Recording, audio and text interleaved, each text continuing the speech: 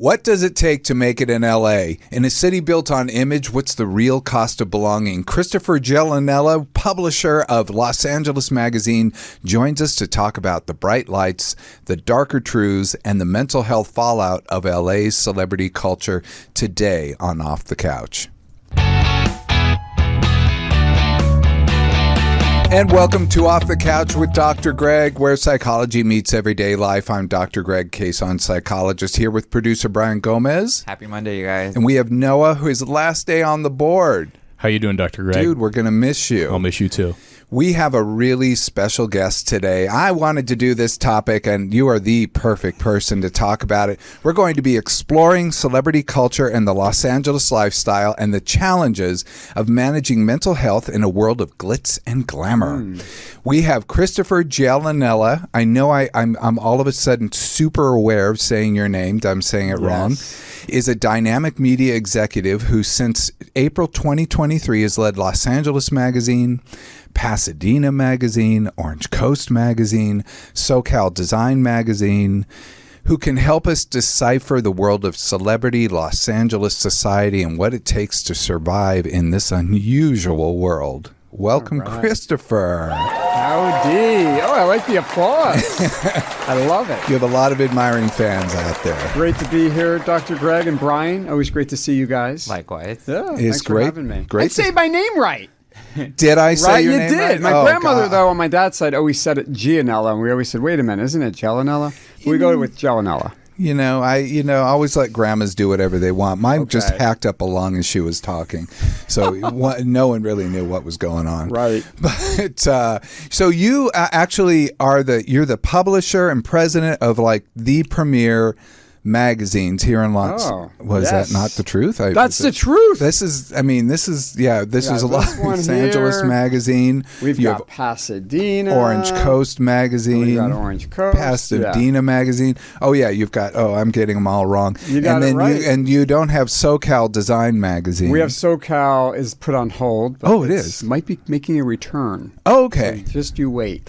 But this was really interesting to me. I mean, we'll dive into what these are, but this was. You used to do something else. You used to do Angelino Magazine. Yes, Yeah, I've been in this field for 25 years.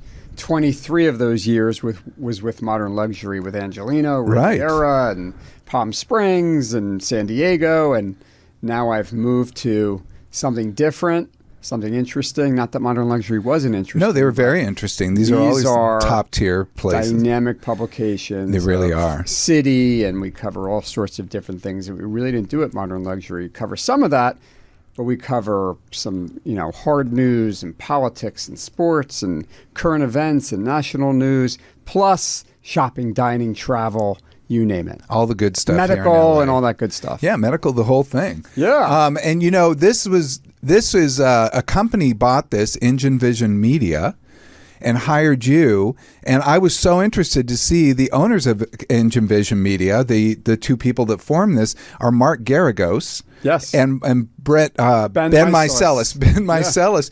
I don't know how I tripped on him. I'm a big fan of his. He was attorney of Colin Kaepernick. Yes. And he correct. has the number one top-rated Midas Touch network. Yes, he does. And He's really built that network up quite a lot over the past couple of years. Rocket to the top, Ben. And Mark Garagos, who is Michael Jackson's attorney. Yeah, Mark and Ben are great guys. I mean, they bought the magazine back in December. And then I got a phone call saying, we've heard your name. We need to talk to you. We need to meet with you. So really the idea of LA Magazine was really to bring it back to a very celebratory place of positivity and all the great things to do in our city. So I met with Mark and Ben, and I came on board, and we've been doing a lot of really remarkable things. But yeah, Mark and Ben are great guys. Well, that's good to know. They seem like great guys. I mean, I just see them on TV or on my little YouTube screen whenever I'm watching. But they seem like really great guys, so it's really nice to see. Yes. So what brought you to LA? Like, I know what you do, and that you're sitting on top of this mountain of power here in LA. Tell me what brought you out here. Everyone seems to have a story. What is yours? We all have our LA story, right? Remember the movie LA Story? Are you kidding? Martin? I watched it the other night. It was like the best movie I ever. still love that movie. Everything about it. Especially the earthquake scene, I think Yes. is absolutely classic. Oh, it sure is. I mean, I remember growing up in New Jersey, watching TV shows and movies that took place in LA, and I was always obsessed with like LA. Oh my God. Between The Love Boat to all these great movies like Earthquake that were filmed in LA, to my favorite, you know, Earthquake. Chinatown, to LA Story, you know, you name it. So there was always a part of me that said, wow, I'm a young kid growing up in New Jersey. I want to live in LA one day, right? So an opportunity came my way back in 1993. I was working for a company in New York, and they had an office in Los Angeles and an office in Chicago and an office in New York. And an opportunity arose where there was an opening, and they said, hey, you know, why don't you think about if you want to go to Chicago? And everyone kept saying Chicago, Chicago. I said, what about LA? Anyway, randomly came to LA on vacation the same week as the OJ chase. Do you remember that? Of course I do. Are you kidding? Insane, right? So I came out, and a friend of mine from high school, she was engaged to Ian Ziering from 90210. Oh, wow. Right? So I came to LA, got in, what's that song by Miley Cyrus? Hopped in a cab. Anyway, got Love into that the Party cab. in the USA. Right. Love that Party in song. the USA moment. I got in the cab, had never been to Los Angeles. Yeah. Went right to Ian's house up in the Hollywood Hills, and it was like crazy. It was heyday of 90210, all the great parties, all the great people, the movie stars. It was like, wow, this is where I want to be. So I was offered the opportunity to work for this company called PIMS, and I was there for about 6 years. Pim's the drink? Yeah, well, not the drink, but it was a British company. Oh, okay. PIMS was a company, and they're actually called Hazmat Media now. Okay. They're like distributors of press releases and movies and videos, so they're sort of the go-between between a business and a mailing house. Okay. So if you ever wanted to mail anything out or put together products, those are the people you called.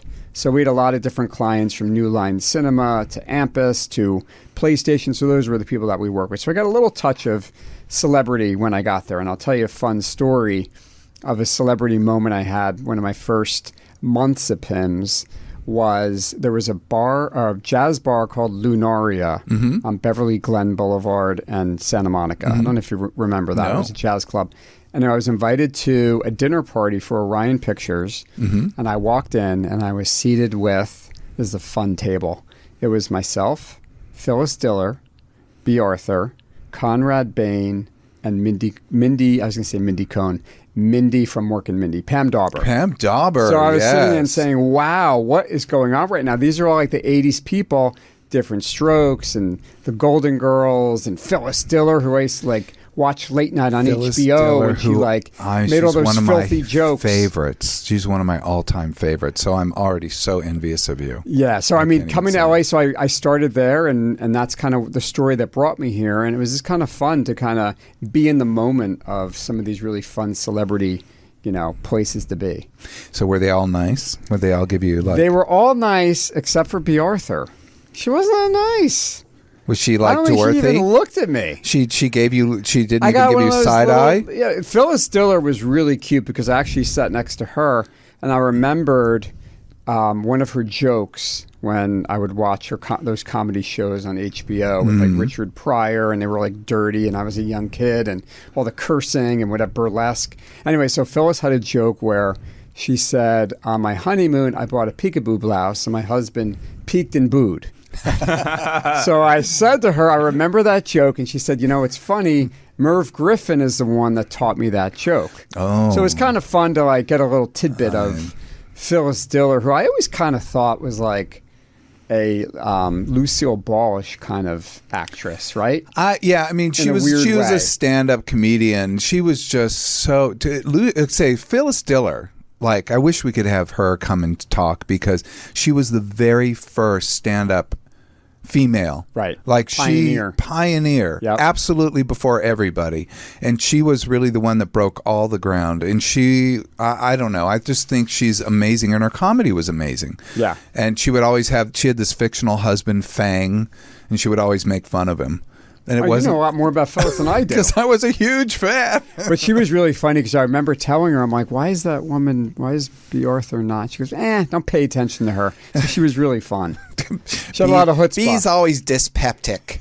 Okay, so you made I made my debut. You made in your LA. debut in LA, but then you made LA your business. Oh, well, that's a fun story. So what happened was I had worked for this company for many years, PIMS, and then I met my wife at the time, who thought, you know what, you got a great personality. Why don't you get into sales and meeting people and talking to people? So Angelino Magazine had just been launched.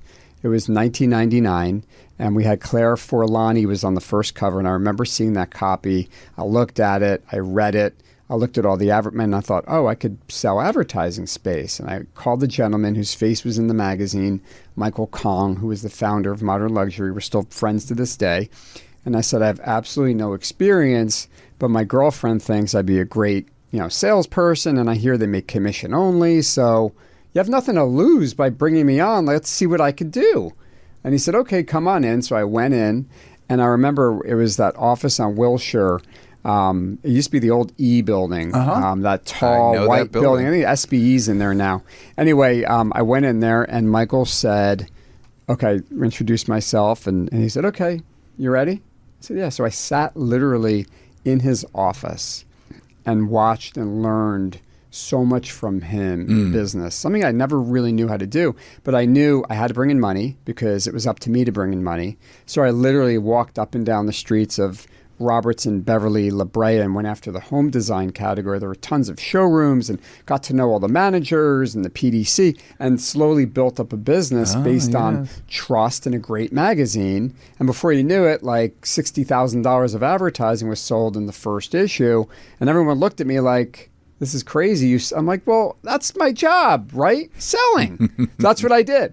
So I've worked with Michael for many, many, many years. And then he wound up leaving Modern Luxury. We had new ownership. Cumulus Radio came in 2010. And I continued with those gentlemen, the Dickey brothers. And we built to new markets. And I helped launch Palm Springs. And I took over San Diego for a while. Super glamorous magazine. Super glamorous for anyone. So it was fun. And, and we did a lot of celebrity things. And Angelino was just a great publication. They're still around today. And then, as I said earlier, then Mark Garagos and Ben Meiselas called, and LA Magazine, I mean, it's an opportunity for, I'm going to say a kid like me, but a guy like me to say, I am on board. Like, let's take LA Magazine, an iconic 65-year-old publication that started on Rodeo Drive by Jeff Miller back in the early 60s, 1961 or 62 it was, kind of take it to another level. So it's kind of interesting. And LA Magazine has been through different ownership from, the Jeff Miller days to Fairchild to Disney to Emmis to Our Media. So we're kind of the new generation of ownership, Engine Vision Media, and we're named that. Am I talking too much? Well, should I stop talking? No, but you just left us with a little dangle there. They named it why. So here's why. I was getting to that. Drum roll. So Garagos and Garagos' law firm is in the engine where Ben works as well. 28 building, which is in one of the oldest firehouses in Los Angeles, 110 years old. It's still there on the corner of Wilshire and Figueroa, and there's a restaurant downstairs. Garagos and Garagos is there, and then LA Magazine moved in when Mark and Ben purchased the publication. So now our home base is there. Oh, cool. So Engine Vision Media makes sense for engine number 28. We're in an old firehouse, so that's where the name came from. Well, isn't that? It's a little tidbit that now we all know. So tell me, you're an expert in LA. You're more of an expert in LA than me. I grew up. You're an OC guy. I am an OC guy. You're an Orange Coast guy. We're the burb. I grew up in Huntington Beach, and I was there since I could remember. I'm not a native, and I always feel very bad about that. I was actually born in Hawaii, but all my friends, everyone I know, everyone is a native. So I always feel like I don't belong for that reason, but yet I know no other place. Right. So I grew up here in Huntington Beach, and I spent my entire high school years, getting in a car and piling up and going to LA, going to Melrose. I had a bunch of friends at Samo High, and we used to always go to clubs out, Whiskey and Starwood, and I could just talk about all my old times here in LA. But the bottom line is, I've always noticed that there's a difference between the people that grew up here And the people I call the hyperlocals, I'm different than the hyperlocals. The hyperlocals are the people who grew up like 2 blocks away from where we sit. I mean, like, or a mile or two. So they're the hyperlocals. They're different. The people who grew up in the burbs, which I'm one of them, like I'm like the Val people. Yeah. I mean, I hate to say it, but we don't have the accent. We have like a hey dude accent, but but we've got a different thing. So I always wonder, is there an LA personality? Because I do see that there's a difference between people who grew up here, the hyperlocals, the people who grew up here who are in the burbs, and then also the people who transplant here. I do see a difference. Yes. And I think growing up in New Jersey, and I'll talk more about on kind of a work ethic kind of vibe. Uh-huh. I feel that maybe it was our generation where you showed up on time for Yes. something. If you were going to be late, you would make a phone call or let the person know. Yes. Or, you know what I mean? I just think, I don't know what it is, but I always felt like LA, it was very laid back. And I'm one of those people who I'm always moving. I'm always doing something. I'm doing a million things at one time. And I feel like Los Angeles is a very calming demeanor of people who aren't so quick to get something done so fast. You know what I mean? It's just a more laid back kind of vibe. Wait, you think LA is? I think LA is. They don't very show up laid on back. time? I mean, sometimes, but you know, I don't think we it's always laid said. back. I we agree always with said you. LA. We always said. I remember growing up, even in college, like the people from LA. At my college, we call them LA weird. There was something just a little off about the people from LA, but we were always jealous of them because they were from LA. But there was something just a little kind of off about them. That's You know all. what? I'm like a fish swimming in water. I don't experience water. Like, I don't understand. But I've lived in New York City and I've lived in Texas. So I do have a sense of Yes. different cultures. Yes. And one thing I used to say when I was in New York, I used to always laugh about New York. And you're in New York, you're in New Jersey. I mean, you know, East Coast. So you're like a burb person for New York City. But the thing that used to crack me up about that is I used to always go, I had to learn to be New York rude to get things done. Yeah. Because in LA, you could never yell at someone and expect honk them your horn them to give you something. No, Yeah. they would turn their Yeah. back on you. But in LA, if you didn't yell at them, they'd turn their back on you. So I'd have to go into, you know, and I go into a deli and I would just stand there and they wouldn't come up to me. I'd go, hey, I'm next. And then they'd come right up and they'd take my order. And I'd be like, I would feel like I cannot deal with this, but yet I have to play this role Yeah. when I'm in New York City to get things done. Well, I also think with car culture, it's been really hard in LA. And, you know, interestingly enough, I mean, we just had those devastating fires.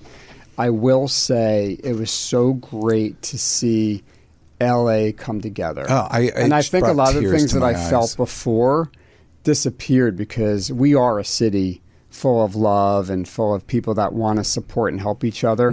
So it really changed, I think, a lot of the way we felt about our community. And I think the fires really showed us what we're made of. The fires were incredible. In fact, you had a really interesting thing on your magazine. You had 3 different covers featuring the fires. Oh, it was, yeah. One of them was that the piece Mr. of art that's Brainwash. on La Brea. Yeah. Yes, that's Mr. Brainwash's art that's on La Brea, and you did that was one of the magazine covers. Yeah, it was which great. I really loved. So Mr. Brainwash, it was interesting. So we literally We're showing the covers. This now. cover here, okay, that's Yeah, Mr. Brainwash. Yeah. So he's an iconic LA. He's French, great guy, and he's got a museum in Beverly Hills, which if you have not been to, you got to check out. He is like the Andy Warhol of our day. Yeah. And then the other cover with the fireman and the daughter is Garen Swing. He lost a lot of his art in the Palisades, and that's his daughter in the picture with a firefighter there, showing the devastation of the Palisades. And then the third cover is Robert Vargas, who is such an interesting guy. He's a well-known. He's got a square named after him in downtown LA. He was big at the LA Art Show. He's just an iconic name in the art world. He created another cover. So we had all 3 covers really just acknowledging what we went through as a city. Yeah. And I couldn't be prouder of those guys. And we did so many different fundraisers. We had a comic night at Engine Number 28 restaurant. I had 10 comics come. We sold tickets. All the money went back to the Pasadena fire relief. I also rented a retail space. We had a donation center for LA Mag. People dropped off merchandise. We gave it out to about 150 families one weekend. And it was just, again, so touching to see our community come together like that. Where I so agree. You know, a gentleman who lived in Malibu, who is a school teacher in Beverly Hills, is hugging a woman in Altadena who is a bartender. You know, so it's nice to see the yin and yang of people coming together during that time. So, and for anyone who really didn't ever understand the fires here in LA, one, that they hit these really charming, wonderful communities.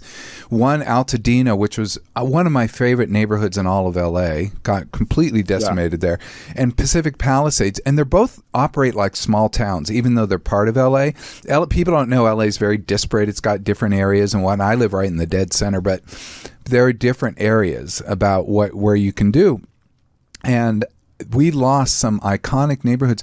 What's so interesting to me, there are two really interesting things to me. In my practice, I saw a lot of people who lost their houses. And to a person, they want to rebuild. They want to get back to it. Like, they do not want to leave. But what was also interesting to me is when I traveled, and I went to Montana, and people would say, "Oh, where are you from?" LA. And it was right after the fires. It was like second week of February. Yeah. So they've just been put out.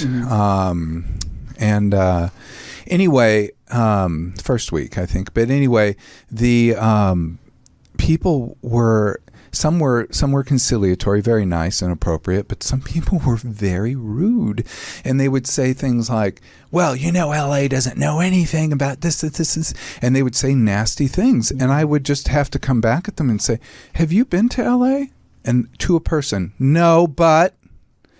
So there's a sense that people know what the city is, and think they know like the cures for the city, but don't understand this is a community of people who really care about each other. It just happens to be a huge ass city. Right. No, I hear you for sure. And it's interesting. Paris Hilton had lost her home in Malibu. And when we were thinking of our March issue, which is Women's Month, we figured who better to honor than Paris Hilton, not only because of all her philanthropic efforts, but the day after her home burnt down, she was in Altadena raising money. She raised over $1 million in literally one day with her work with the Altadena Girls, which was a group in that area that really just did tremendous things, and donation centers and getting people what they needed. And it was just remarkable to see someone like her on the front lines doing that. Yeah, she's not the only. I actually talked to another woman who lost 2 homes in Malibu, and she was also in Altadena helping to raise money. I love it. I mean, this is an incredible thing that's happening. Even the Fire Aid concert, I don't know if you guys had a chance to watch it, but it was really outstanding to see all those performers come at both Intuit and the Forum in one night, going back and forth for 7 hours of raising money. I mean, it was and then Steve Ballmer, the owner of the Clippers, is a remarkable man. He matched whatever money was raised. Whoa. I mean, it was just a remarkable thing to do, I mean, for our city. So many people had so much support, but, it's still going on. People still need help. And, we can't forget that this just happened and now it's rebuild. But a lot of people are still in a bad place. So we have to continue to help and support. No, and I think this is going to be, we're going to suffer this one for a long, long time to come. I mean, we're still, from the LA riots, which is a relatively, in scale, much smaller event, even though that affected the city. In many ways, that affected this city for years to come. The fires will affect us for years to come, just like the Northridge quake affected us for years. But in many ways, I thought the fire was bigger than even the earthquakes. We never thought a fire would take out of it. We always thought it'd be an earthquake, not a fire. Yeah, that's true. That's true. Well, let's talk about something more. Let's talk about celebrities. Right? Celebrities. Real quick. So I found a study. I mean, I was kind of, this is not the easiest area of research. I don't know why. But one thing I do know is it just doesn't lend itself, being a celebrity doesn't lend itself to research because they're not going to want to talk to somebody necessarily to do like in-depth research. And you can't really there are too few people who are super famous to really do good research. So anyway, the UCLA, I found a study from 2011 issue of Cyber Psychology Journal, and they found that in 1997, Fame ranked number 15 for what kids wanted when they grew up. And in 2007, it went to number 1 and has stayed there. Wow. So the fame has surpassed values like community feeling and benevolence. And what we were just talking about with the fire sort of, throws in the face of that a bit. So that's good to know about the humanity here. Even though young people want to be famous, they still will come together later if there's a real need. 100%. So I just, it's just interesting to me because this does an impact on our society. And I don't know if you see reflections of this in your world. Yes. The young people now are really angling more. I just saw a study today that said, people in the graduating college now want $100,000 a year, which cracked me up. What? I know.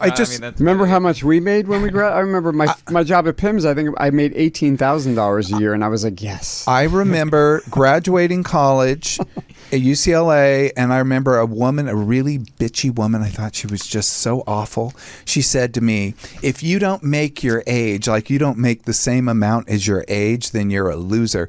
And I was like, "Where am I going to get a job for $18,000?" I mean, it was really tough at that time. By the way, I did the calculator on that to see because I was just curious. Mm-hmm. Did we want $100,000? No, $18,000 then, and when we graduated, it's about $50,000 now. Yeah. Okay, that makes sense. Yeah, it's. I mean, I wish someone would walk into my office like I did to Michael Kong and say, "I heard you make as much as you want on commission, but those days are kind of far in between times." You took commission but no salary.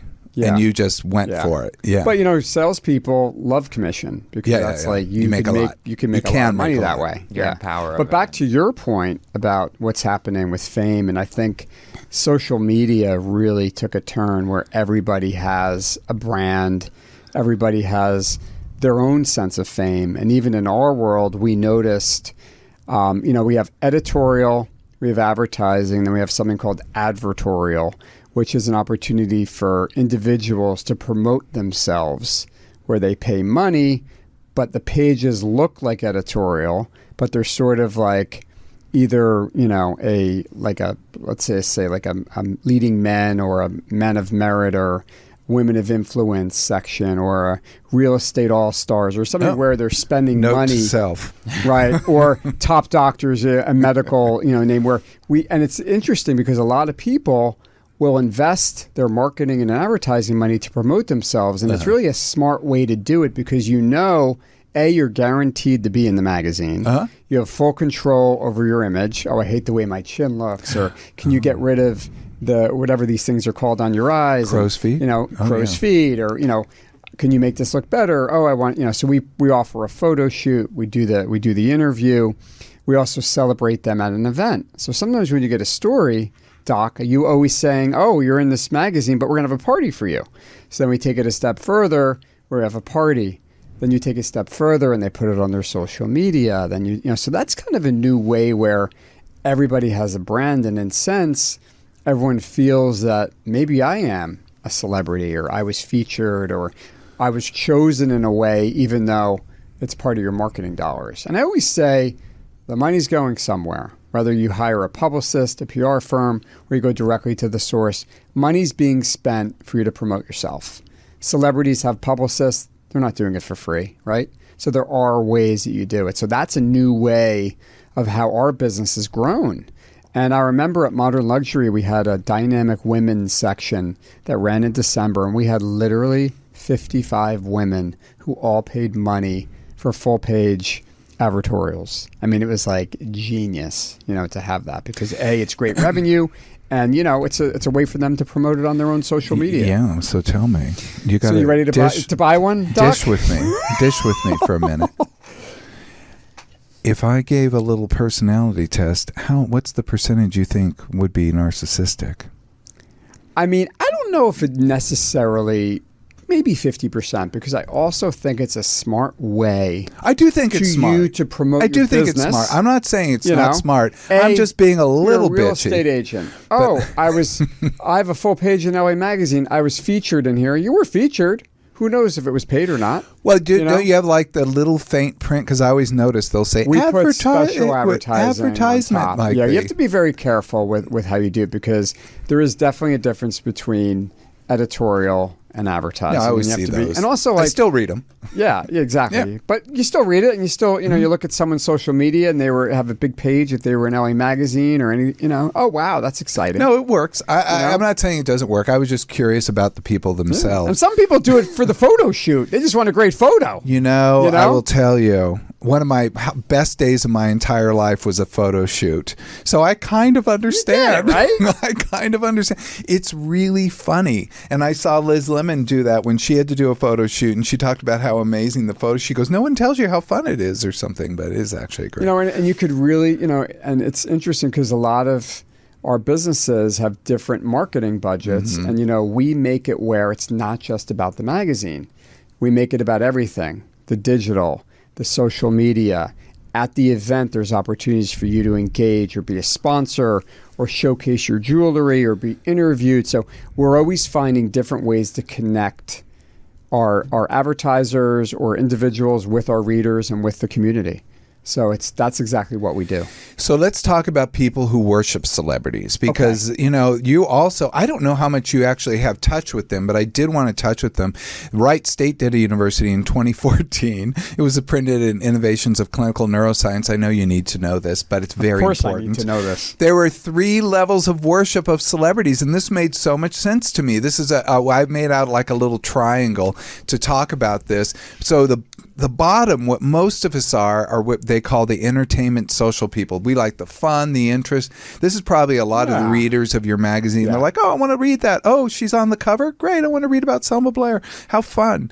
And then there are the people who are intense personal. Those are people who are like zero in. They worship the person. They obsessive attachment. This is the person who knows just about everything. Oh, they were born in Tupelo, blah, blah, blah, Minnesota, right? Mississippi or whatever. And, they know all that stuff. I never seem to know anything. But and so Selma's like, who super fans would be in that thing. And then there are the part we need to worry about. Yeah. That's the number 3, which is the borderline pathological, which is risky and delusional behavior attached. These are the stalkers. These are the people who are a little bit dangerous. I was curious. You do nothing but celebrity-filled events constantly. Right. So, well, not all of them. Not all of them? Yeah. Well, not every event. We all like to think. I mean, I'm a celebrity, right? Yes. So I'm there. So that's a celebrity event. But we see that higher celebrity worship equals more emotional and psychological issues. There's also another study out of England, which I didn't, but I'm going to just say the result, that show that there's some cognitive issues going on in people who really have that high pathological celebrity worship. Do you ever encounter, like, I remember when I used to go to these parties a few years ago that you did encounter fans and stuff, like standing outside the door and stuff, and they were always so wonderful and so polite and so everything, never a negative thing. But I did always wonder, because they had a lot of security, do you ever have one of those very dangerous people? On occasion, yes. And I'll give an example. We had Adam Lampert was on our cover, and he has a lot of fans. A lot of different types of fans. Super fans, yeah. And it was interesting because word got out that we were doing a Pride event with Adam Lampert at this hotel. And we're very, whenever a celebrity is involved, the events are private. But in today's world, you send somebody an invitation, it can wind up on social media. So in this sense, our invitation wound up on social media, and we had an array of fans outside of the venue. And, we have to be very careful because our role is to make sure the celebrities feel safe and they're not being bombarded, even by some regular guests. So you'd be like, hey, I want to get a selfie, or an advertiser that's spending money with us is like, I want to meet Paris Hilton. I want my picture. So we're very careful. And also, you never want to have the reputation of being the publication that allows anybody to come over to them and take a picture. So we have to be very careful. But we have run into some incidences where we had a couple I even have my own stalkers sometimes, believe it or not. Sometimes, yeah. Wow. I think it's a compliment, but whatever. But it happens. People follow you on social media and they see where you are and blah, blah, blah. But, it's part of life, but we're very careful on how we handle that for sure. So what can we do? We didn't have any at Paris. We didn't, but again, these are private events that we make sure the right people were coming. Well, you have seen a lot of celebrities in your time, and I did want to talk about the cost of being a celebrity. Yeah. Because this was interesting to me because I couldn't really find research about this. And, the people who I deal with, I deal with them in a mental health context. Right. They're not, they're human beings. So they don't... they're not in their glam mode. Well, Let's just say they're yeah. not being celebrities when Yeah. I talk to them. They'll refer to I went to do this movie or whatever, but they don't. So anyway, I've not encountered a lot of the things that this talks about, which is really interesting. This study out of University of Tehran actually encountered some things which I have heard, like fame leads to scrutiny, pressure, and isolation, which it does. And mental health stigma prevents seeking help. I don't encounter that because they've already sought help. So I do, and I don't hear them talk about it. And some people, it says, have authenticity struggles causing identity crises, which is really interesting to me because it means that they don't feel like themselves. But again, I think I'm not reaching, when I'm seeing people, I'm not reaching the people who are holed up in their apartment afraid to not be the celebrity. Well, think about a celebrity today. Like 25 years ago, Julia Roberts is at the Ivy. You might see that in People Magazine. That's a restaurant. As really like a top hotty-totty. Right. Yeah, so that's like a big nice deal. restaurant. Someone took her picture. It winds up in People Magazine. Now, Julia Roberts is at the Ivy. You don't know where that picture is going to be, who's going to video her, who's going to say, Julia Roberts is here right now. It's kind of scary in a way. And I was actually listening to a story the other day about Ben Affleck and J-Lo. And he felt, this is just from the story I read, whether it's true or not, he couldn't keep up with the way she wanted to live her life. And he's more of a closed person, more private, and married to, a complete huge pop star who I've seen in person, and I've seen her at events, and I've seen her literally walk through the front door, make her rounds, not really talk to anybody with her crew, and then leave the party. So I've seen that, So that's got to be hard, right? When you want to be somebody, and you know what it's like when you're in a bad mood, you don't want to talk to somebody. But imagine having your photo taken everywhere you go, or you're in a restaurant and you're leaving and just want to live your life. And well, that is a real thing. You can't be publicly upset about something. You can't have a bad day. And I do think that puts pressure on people in a very significant way because it's exactly what you said. They have a bad day and someone's going to film it because it's going to get them clicks and likes. And it's not anything but using that person as a commodity, so they don't have the freedom to be a human being in those instances. That is very much a trap. And even like we were talking about the what's that level, the triangle of celebrity and stalkers. There's also people who, if someone dies, they never met the celebrity, but all of a sudden that person's photo of the celebrity who died is now on their Instagram, which is a little kind of nuts too. Yeah, you don't have a never personal understood connection. Other than this is a good actor or actress or a model or whatever, but they died, so you're going to go ahead and put their photo up on your Instagram. You never met them. It's kind of an interesting thing to do too. Right. Well, I found a lot of pictures on your Instagram where you had taken all these, you met with just every celebrity, and I was getting you at these red carpet where you're interviewing. Are you going to give me grief people. now? No, I thought it was really great. Give me some. Oh, there we go. Yeah. No, I got lots of pictures. Oh, that's fun. Yeah.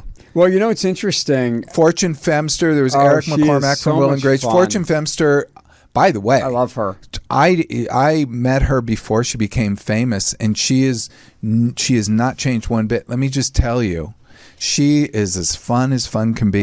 Period. Oh yeah, she is fun. Yeah. So it was a really, I met her years ago when she was on the Chelsea Handler show, and I always felt like she's someone who I see and she's like, hey, like she remembers who you are. It's always a nice quality in a celebrity too. And Milo Ventimiglia from This Is Us. This is interesting. We had him on one of our Brian covers. Just gasped. What was that? And I was in a restaurant right before the pandemic. It was probably around that time where you were like, oh my God, what's happening? It was like early March of 2020. And he was in there and I was in there with another group. And he actually came over and said, hey, how are you? And said hi to me. which I thought was really remarkable. Wow. You know? So it happens. But yeah, the interesting thing is with the red carpet stuff, you know, kind of happened out of, you know, with the fires, I started doing my own little Instagram live. little newsy items about what Uh-huh. was happening. And I think people related to that. And then all of a sudden I was asked to do a red carpet at this event and that event. So it's something that kind of goes with the program, but people seem are to with think it's Kat fun. And I Graham. ask questions that are kind of cool, kind of like what you ask. Like, Lisa what do you love Ann about Walter, LA, this is or Abbott Elementary. do you She's fry so or good. bake your meatballs? Like, those are the Fry or questions I bake want to your know, right? meatballs. Or That do you have has so Heinz many ketchup or meetings. Hunt's ketchup in your fridge? Like, that's the Oh. stuff I want to know. Or your favorite Baskin Robbins ice cream. Isn't- Or like, Yeah. that's the cool stuff to know, right? You know, are you Thrifty or Baskin Robbins? But you know, I had a real connection with a love client Thrifty. about that because she's like, oh, my family didn't have enough money to go to the Baskin and Robbins. We always had to go to the adjoining Thrifty, and I'm like, you're the only other person I had that. I asked her if she grew up where I did. She grew up somewhere else. Yeah, Thrifty. Wow. The pharmacies had ice cream, right? The best ice Which cream. was Thrifty great. ice cream was great. So was Baskin Robbins. That was the best. I of the worked at best. Baskin Robbins in high school. I was like, look I think at a you. cone was 80 cents for a single. Very. A double was like $1. Now it's like, I mean, Pinkberry, it's like $10. Yeah, it's Pinkberry. I don't know what Pinkberry For is. what? It's crazy. It's icy sweet. I don't know. Yeah. But let's talk about. Then I saw this article in the LA Times, which I thought was perfect to talk with you about. let's The talk about end of celebrity culture. This was just published in December. It said celebrity culture is declining and new role models are emerging through authenticity on social media. Are people on social media authentic? What a leading question. Allegedly. Sometimes. Yeah. Sometimes. Yeah. Sometimes. It depends. You know, it's interesting, but again, when we talked about earlier with like TikTok and Instagram, like those stars are even bigger than celebrities. I mean, it's insane. And I'll sometimes see a swarm of people outside of a building, and I'm like, what is going on there? Oh, blah, blah, blah from TikTok is there. What? But it's interesting, but it's a whole new level of celebrity. And these people are making gobs of money for making a post or showing up somewhere, and it's like a crazy world. And sometimes they turn into celebrities as well. So it's kind of interesting. No, I've got a friend who does that, and she makes a living, and I'm flummoxed. I'm perplexed by the entire thing about, Yeah, you know. yeah. And I also think on another darker level, the OnlyFans and all that stuff that's going on Yeah, too is also my another account didn't do level. well. Mine didn't either. Brian, how did yours do? Haven't started yet. So, yeah, I mean, that's a whole nother level of... Zero followers? No, I'm just kidding. It's crazy. We're just joking. It's crazy. But but OnlyFans, you're exactly right, and the people have big followings on that, and that's a pure cash cow because you pay to be on that, right? Like you pay to get those. Yeah. things, so. And it's Yeah, crazy. yeah. I had a friend who she does OnlyFans. We were at the gym not too long ago, and two people came up to her and like said hi to her and wanted to take a picture with her. Like she had her fans. Like And you said, wait, you're on OnlyFans? How no, do I they know knew. you? I already knew that, you know, but it was just so wild to see it happening into that creator, you know. I mean, we're at a gym that there's celebrities there, you know, so it happens, you know, but to see it happen to like another creator where isn't quite celebrity, but I was just like, wow, it is happening. Right. It's almost like the reality stars that came in like the 90s that kind of replaced some of the celebrities. Real world and all the that real stuff. world, And now we have this like social media. Social media, People, and you can live anywhere in the world and be can. famous. Yeah. No, it's really interesting, but I disagreed with some of this article. I will have to say they were like celebrities failed to revive political campaigns. And yes, we did see that in this last political campaign, but it's really much more complicated than that. It's not like celebrities ever really could heave someone into office unless they were a celebrity themselves. That's the only time I've seen it work, like Ronald Reagan and the latest person. And it said that the public rejects glamorized, policyless spectacles. Like, you know, what? I don't get that. Like, I think there's this movement in the intellectual world, which I'm very adjacent to, which is all like, everything's a construct and, you know, it's all very nebulous. And I'm like, human beings are just human beings. I mean, TikTok to me is just another form of media. Well, put a TikTok star on Broadway. Can they sing? Like Lady Gaga, I don't know why she hasn't been on Broadway yet, but she will be one day. And the talent of some of these actors and the art of what they do is incredible. Yeah. So, those are the people that rise to the top. The cream rises to the top. Anyway, I just thought that was kind of an interesting perspective. I don't think that puts down celebrity. In fact, I think generally the people, and we've interviewed people in here who've been, who got really fast rises in their career, and you can see it. Yeah. You can see it. You can see it on film, but you can see it in person too. But you really see it. You understand why they clicked. And it's an unusual thing that I'm always intrigued by when I run into that with other people. They're still just normal human beings, but yet there's something that they have inside that just makes it click. True. It's so true. It's funny. I remember I met Glenn Powell probably in 2010, right? He was Glenn Powell. And we were at one of those like pseudo Oscar parties where you go and it's like, it's not you're not at the Oscars, but you're at one of those like small viewing parties. I remember running around there with him, and then look at him now. He's like this big A-list star who's starring in all these great movies. But he's always kind of stayed the same, which is kind of nice to see. I see him and he says hello. And remember when we used to be at those old parties back in the day? But it's great when you run into a celebrity like that. But I haven't really had any true negative experiences, maybe because we are LA Magazine or Modern Luxury, but the celebrities, I mean, we maybe had a few where, part of the deal is they have to come to an event and take some pictures. We had maybe one or two celebrities who weren't that excited about it. Do I say any names? I don't know if that's okay, but we've had a couple incidences with a few people. What, are you going to say names? Nice. I don't know. Are we allowed to? You could rhyme. Okay. Pot Meastwood. Oh, well, Pot Meastwood. Clint Maybe Eastwood? He had a bad day. Maybe Scott Eastwood was not having a good day. I don't know Scott. Nice. Oh, was he nice? Okay. I don't. Yeah, I think everyone can have a bad day. Maybe but some people, what I was saying. Some people are cantankerous. They give you the side eye. They're not as. That's their personality.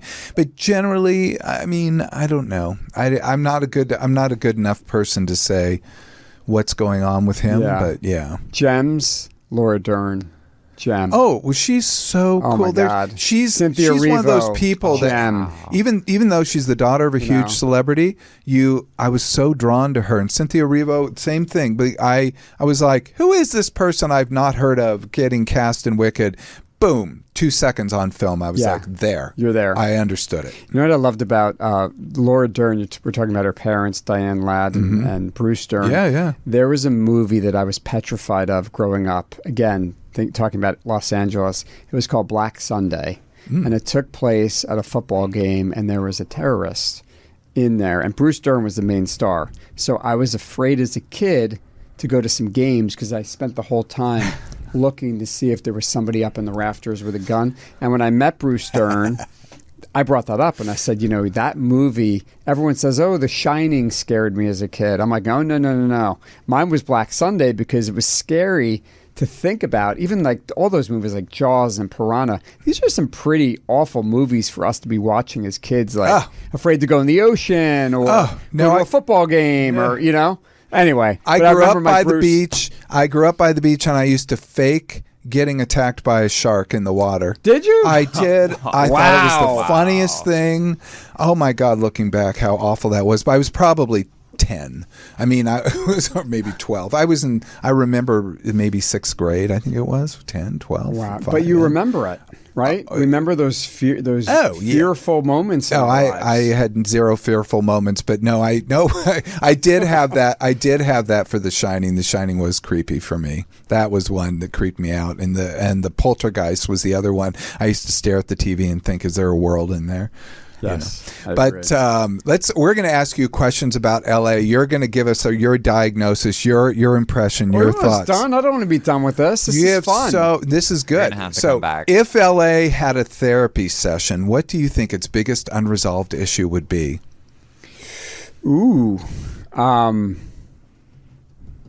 Therapy issue, unresolved issue. I will say it will be Money? Money. We're money obsessed here. Well, yeah. Money? I can see that. Cars? So this goes to the next one. Who actually runs LA? Is it celebrities, billionaires, influencers, or TikTok algorithms?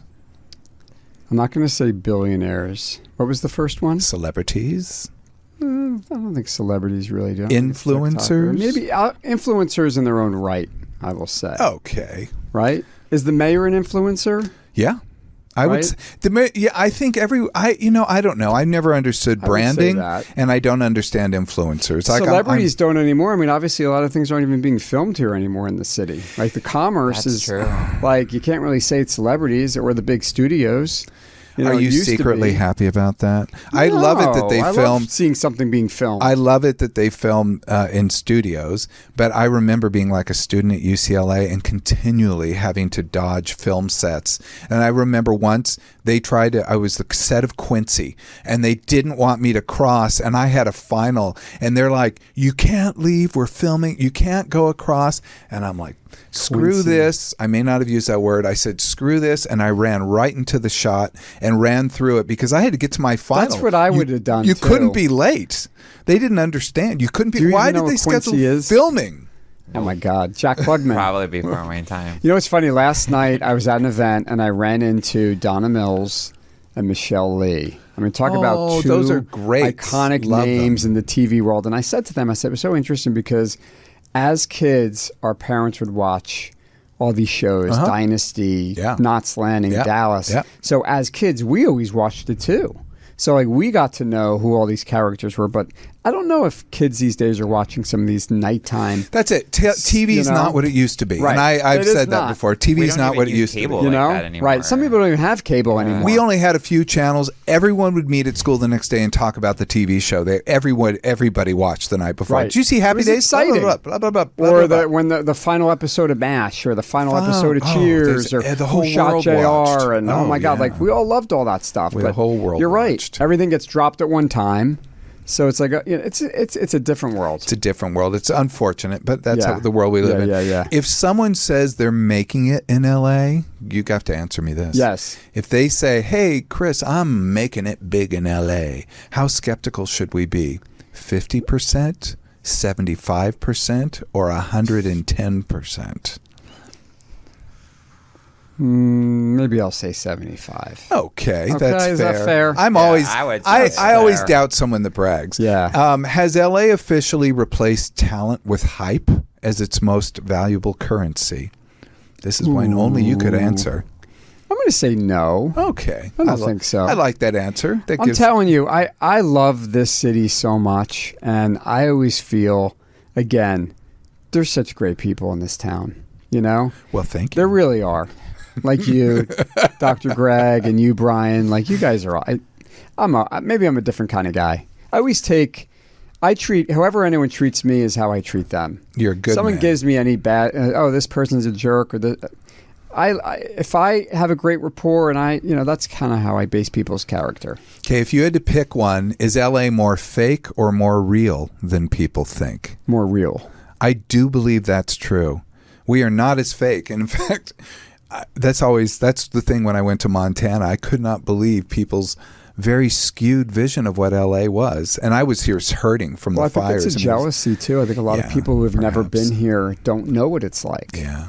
And We they think have a it's lot of all vanity, too. celebrity and all, they think that's really what it is. you Yeah. know? We There's like that donut shop owner of a store on Western that has been working there for 60 years. Not Randy's, no one knows no, about her. no, yeah. Like there's a lot of people in this town Oh, they're great. Yes. who do great things. What's something about LA that no one wants to admit, but everyone secretly knows? I will say, oh God, these are such good questions.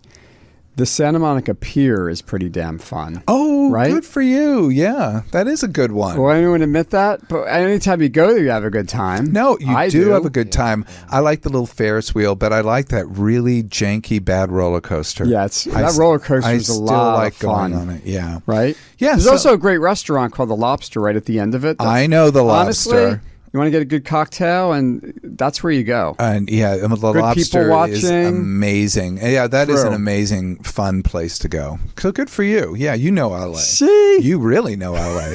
What's the biggest myth media like LA Magazine has helped create or destroy? What do you think? Help create? Yeah, create or destroy. What have you broken down, or what have you? You know, I think we've helped create. Obviously, with the Olympics coming, we're really trying to celebrate what we do in the city. And I think we have some cutting edge stories that we've done.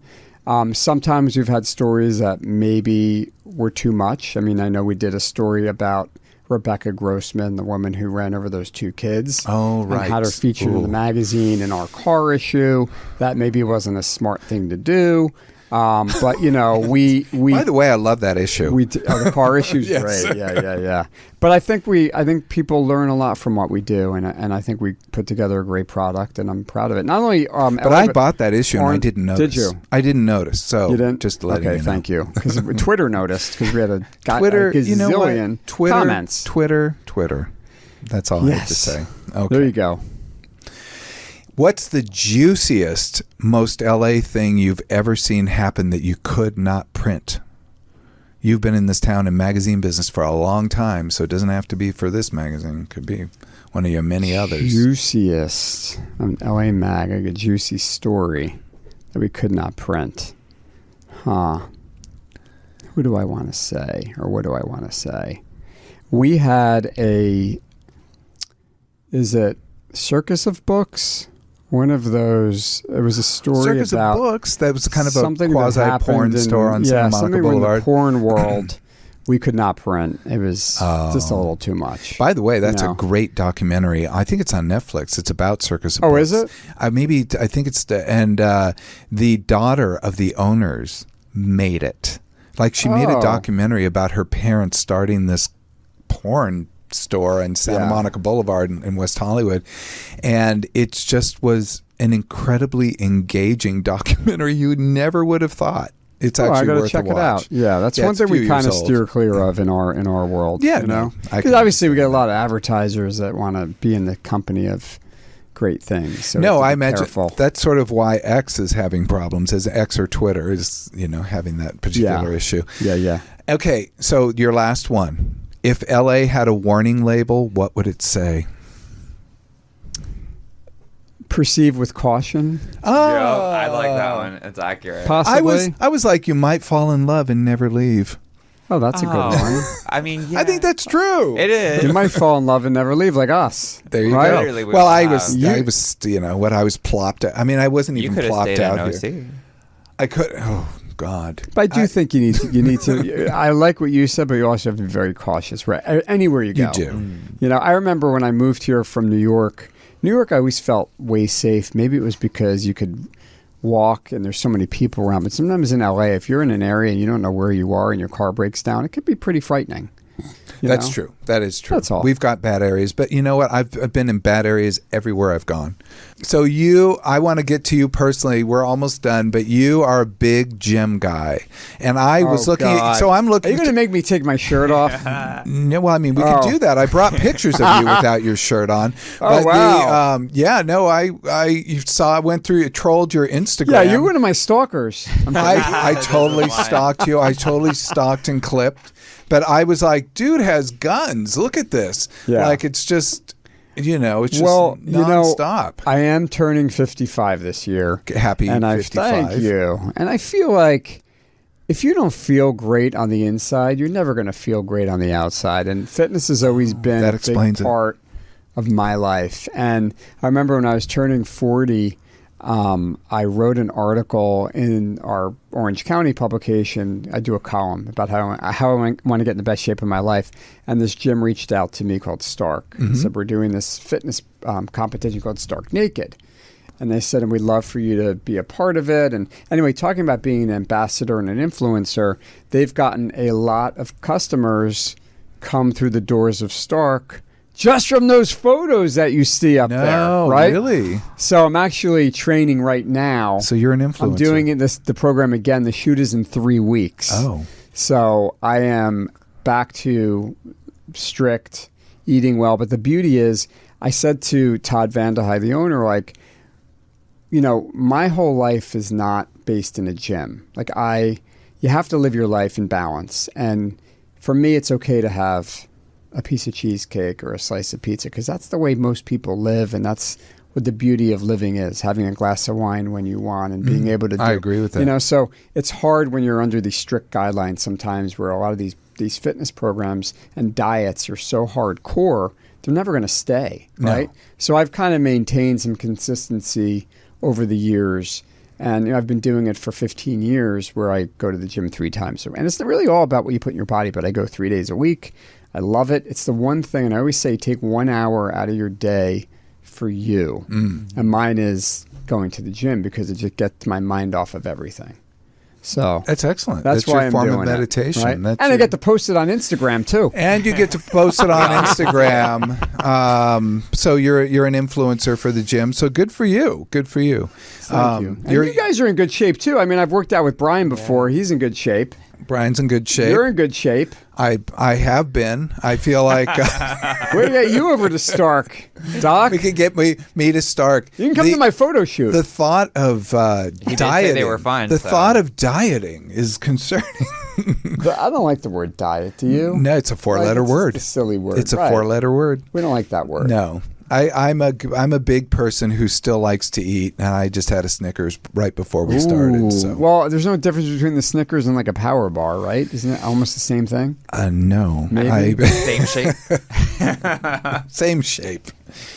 Well, that wraps up our show for today. Thank you very much, Aw, Christopher. I don't want to be done. Yeah, When's part 2? We'll come back. To be We'll get you back. continued. This is a reminder to like, subscribe, to give us 5 stars. Links to the studies. They're actual studies, and I put Christopher's Instagram so you can stalk it. You can stalk stalk his away. Twitter, and you can go and look at all his magazines. I put all the links to the magazine. Go to youtube.com/Dr. Greg. And if you have any questions, hit us up on socials at Ask Dr. Greg. This is Dr. Greg, Brian Noah, and LA Magazine publisher and president Christopher Gialanella bidding you farewell. Until next time, be present, be flexible, and be kind.